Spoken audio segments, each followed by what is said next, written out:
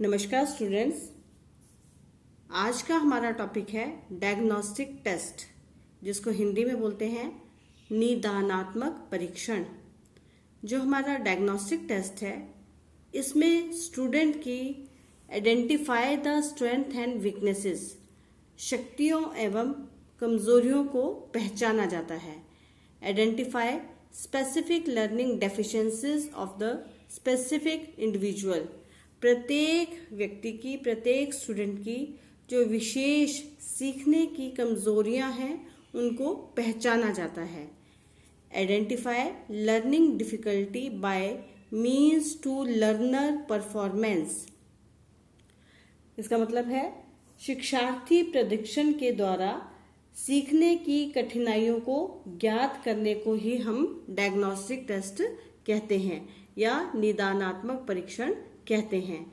जो हमारा diagnostic test है, डायग्नोस्टिक टेस्ट की अगर हम बात करें विशेषताएं क्या हैं या इसका क्या पर्पस है, तो आज हम इसको अच्छे से पढ़ते हैं।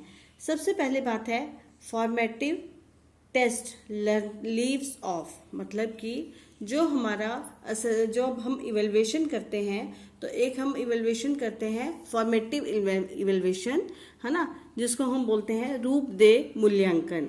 इसमें क्या होता है, फॉर्मेटिव इवेल्युएशन हमारी क्या होती है कि जब हम टाइम टू टाइम बच्चों की का मूल्यांकन करते रहते हैं, जैसे हम क्लास में क्लास टेस्ट लेते हैं, यूनिट टेस्ट लेते हैं, तो इससे क्या होता है कि हमें बच्चे का पता लगता रहता है कि बच्चा कितने अच्छे से बच्चे को जो कंसेप्ट है वो क्लियर हो रहे हैं या नहीं हो रहे।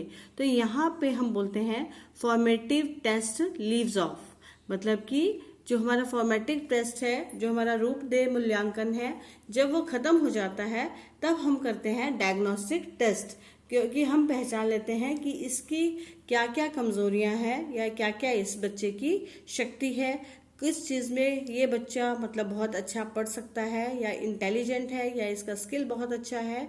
तो इसको बोलते हैं formative test leaves off. Diagnostic test तब होता है जब हम रूप दे मूल्यांकन जब हमारा हो चुका होता है, उसके बाद हम करते हैं डायग्नोस्टिक टेस्ट।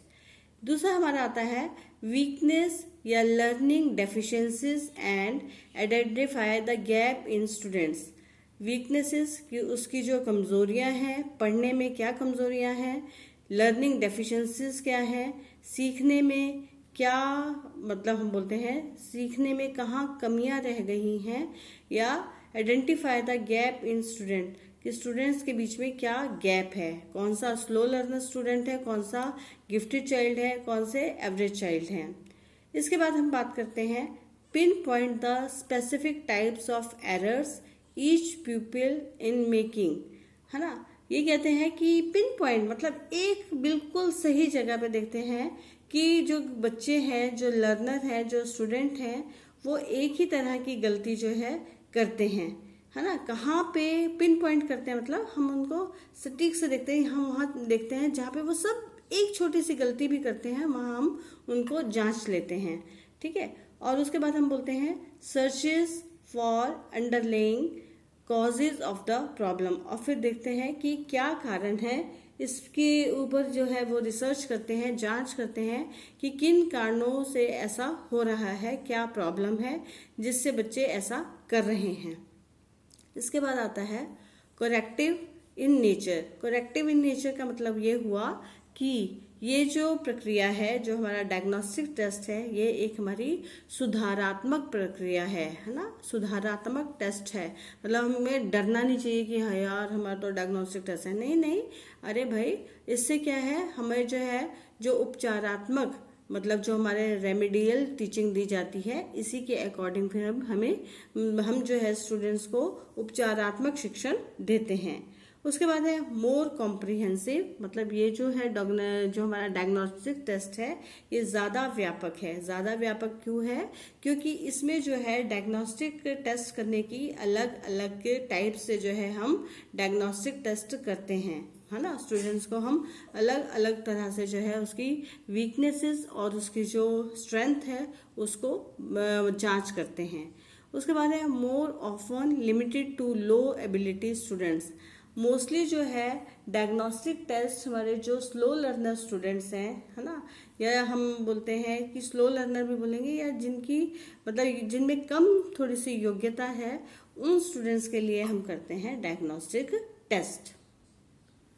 अब हम बात करते हैं टाइप्स ऑफ डायग्नोस्टिक टेस्ट के निदानात्मक परीक्षण के प्रकार।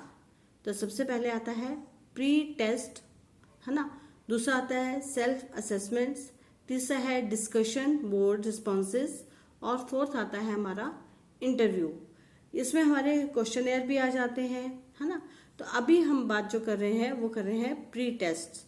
जो टेस्ट लेते हैं तो हम बोलते हैं, हम इसमें जो है जब टेस्ट लिया जाता है ऑन कंटेंट एंड एबिलिटीज को देखने के लिए कि उसका स्किल कैसा है, एटीट्यूड कैसा है। एटीट्यूड मतलब किसी चीज को सीखने में लाइकिंग और डिसलाइकिंग, उसकी नॉलेज कैसी है, ज्ञान कैसा है।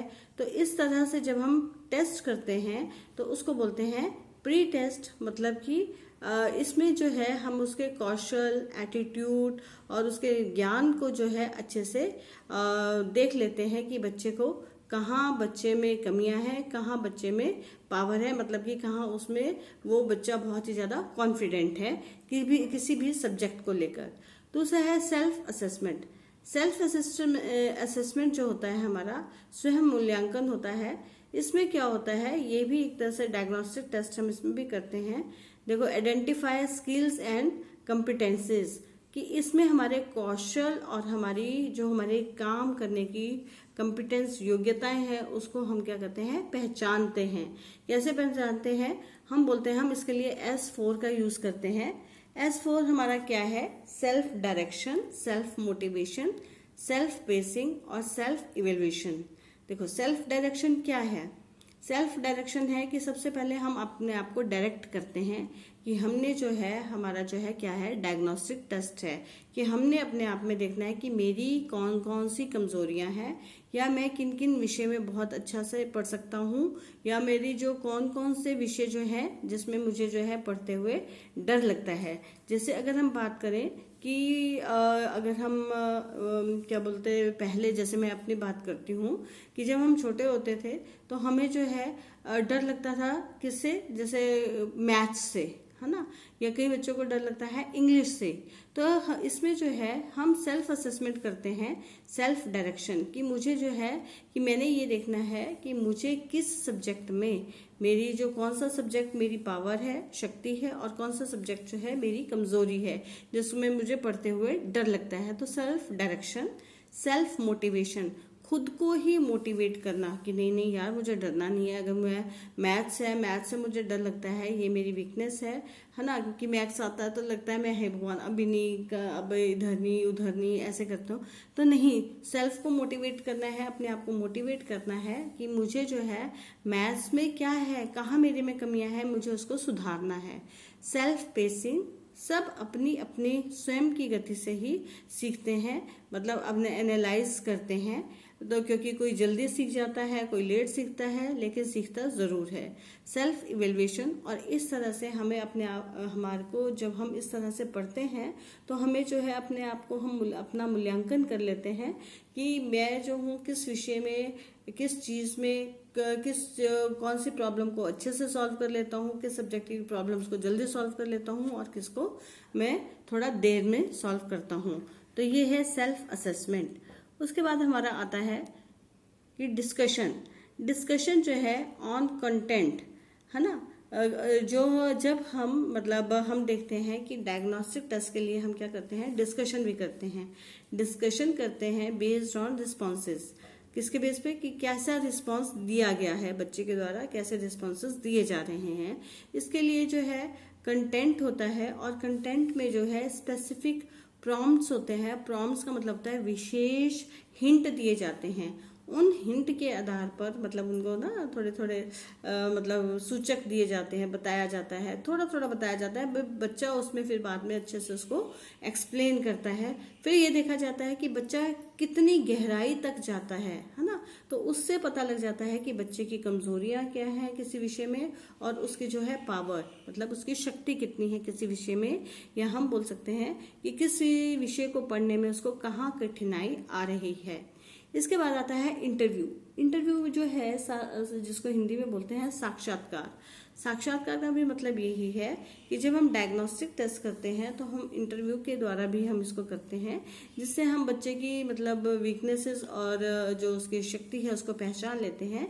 जैसे अगर हम बात करें कि साक्षात्कार हम थोड़ा छोटा भी ले सकते हैं, और साक्षात्कार प्रत्येक स्टूडेंट का जो है वो 10 मिनट के लिए कर सकते हैं, ऐसा जो बताया गया है बुक्स में, या हमारे जो रिसर्चर है, जो हमारे स्कॉलर्स हैं, जो हमारे एजुकेशनिस्ट हैं, या हमारे जो इन सब ने जो है बताया है कि जो इंटरव्यू है जब हम डायग्नोस्टिक टेस्ट करेंगे तो इंटरव्यू जो है वो कम से कम 10 मिनट तक लिया जाना चाहिए, जिससे जी है बच्चे की क्या कमियां मतलब हम उसकी जो है वीकनेसेस और उसकी जो स्ट्रेंथ है किसी भी विषय को लेकर उसको अच्छे से जान सकते हैं।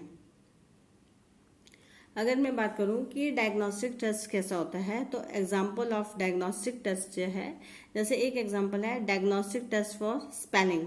स्पेलिंग के लिए हम डायग्नोस्टिक टेस्ट करते हैं, जैसे हम जो है स्पेलिंग किसी चीज़ के स्पेलिंग जो है हम लिख देते हैं, तो वो जो है थोड़ा हम डिफरेंट वे में अलग अलग तरीके से उसकी स्पेलिंग लिखते हैं। जैसे यहाँ पे हम बात करें क्रो, तो यहाँ पे KRO क्रो, CARO क्रो और CROW। तो इसमें जो है बच्चा फटाफट से जल्दी से कौन से वाले को फटाफट से देख के बता देगा कि सही स्पेलिंग कौन से हैं। तो इस तरह से जब हम काम करते हैं तो ये भी डायग्नोस्टिक टेस्ट है। दूसरा है जैसे रीडिंग कॉम्प्रिहेंशन टेस्ट। जो डायग्नोस्टिक टेस्ट में ये हमारा रीडिंग जो हमारा जैसे हमारे जितने भी हमारे आज के टाइम में हमने देखा है कि हमें अनसीन पैसेज भी आते हैं, तो उसके लिए भी वो भी एक तरह से हमारा क्या है, हमारा डायग्नोस्टिक टेस्ट ही है।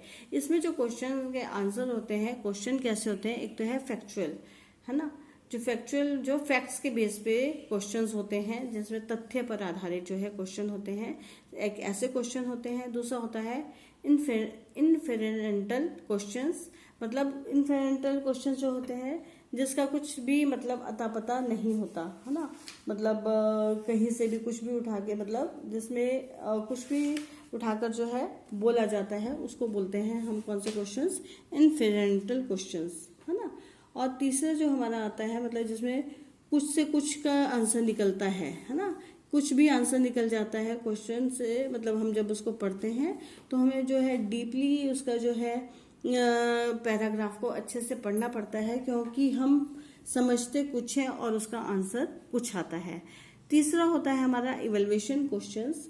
इवैल्यूएशन क्वेश्चंस हमारे वो होते हैं जहाँ पे क्रिटिकल थिंकिंग, है ना, क्रिटिकल थिंकिंग मतलब हम बोल सकते हैं कि जो वहाँ पे जो तर्क वितर्क करके जब आंसर दिए जाते हैं तो वो होता है हमारे इवैल्यूएशन क्वेश्चंस होते हैं।